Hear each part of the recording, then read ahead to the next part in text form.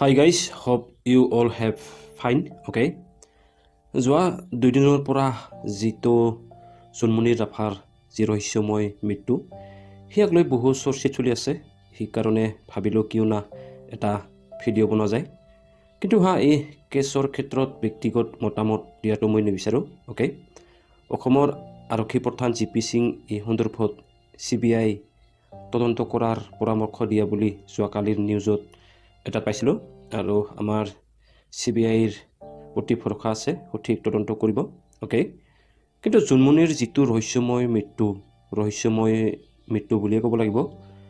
আৰু এই ৰহস্যময় মৃত্যুৰ ক্ষেত্ৰত যেনেবোৰ তথ্য আমাৰ আগলৈ নিউজৰ জৰিয়তে আহি আছে, এক্সিডেণ্টত মৃত্যু হোৱা ষড়যন্ত্ৰ কৰি হত্যা কৰা নাইবা জনমনি মানসিক অত্যাচাৰত আত্মহত্যা কৰা চাৰিওপিনে সম্ভৱ যেন লাগে।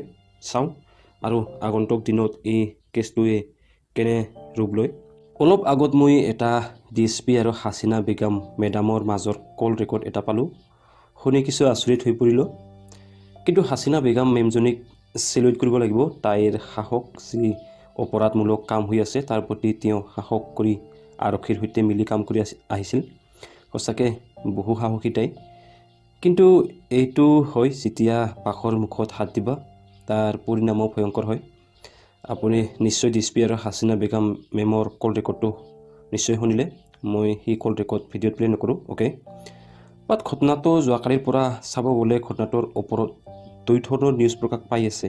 এক প্ৰকাৰ হ'ল জনমনিৰ আৰোপৰ ওপৰত আৰু এক প্ৰকাৰ নিউজত আমি দেখি আহিছোঁ জনমনিৰ আত্মীয় আৰু তাইৰ চিনাকি মানুহৰ ভাষ্য। আৰু সেইবোৰ ভাষ্য চাই এনে লাগে যেন জনমনি বলিৰ চিকাৰ হৈ পৰিছে। অ'কে, চোৱা দুদিন পিছততো এই ঘটনাৰ সবিশেষ ওলাই পৰিব। বাট এতিয়াই আমি বৰ একপক্ষীয়াকৈ মত প্ৰকাশ কৰাটো উচিত নহয় বুলি মই ভাবোঁ। আৰু যিটো জনসাধাৰণৰ দাবী CBI তদন্ত কৰা, সিয়াৰ আদেশটো দিয়াই হৈছে।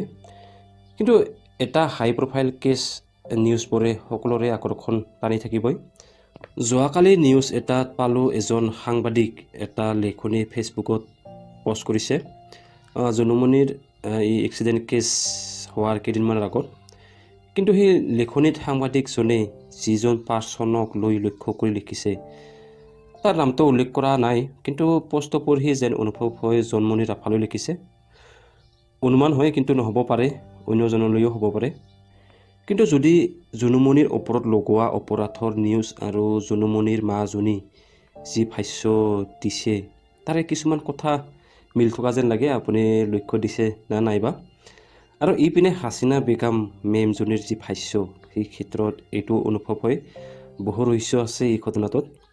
নিশ্চয় আশা ৰাখোঁ সঠিক ৰিজাল্ট সোনকালে আমাৰ আগত আহি ওলাব।